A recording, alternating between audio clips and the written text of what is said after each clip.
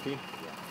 This is the first action in the North contesting airport expansion, and whatever the outcome had been in the court today, this court trial would not be the last. The court heard from respected climate scientists that climate change is accelerating and continues to be the biggest threat to life as we know it. Having heard from the expert testimony, we are more convinced than ever that our actions were justified and necessary.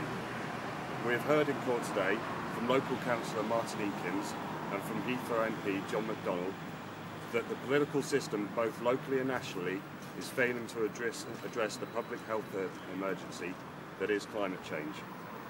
The court heard that Manchester Airport's expansion are based on outdated and flawed policy. Manchester City Council, who own the airport, have a responsibility to abandon those plans and change course while there is still time. The court heard from local resident Peter Johnson, whose home on Hasty Lane faces demolition in order to expand Manchester Airport. He expressed how efforts to oppose the expansion were thwarted by politicians with vested interests, and how he felt angry, frustrated and cheated by the system that is supposed to represent him. None of this evidence was challenged in the court, and yet the court saw fit to find us guilty. As the court heard, civil disobedience has a long and honourable tradition in this country, and Manchester has a proud place in that history.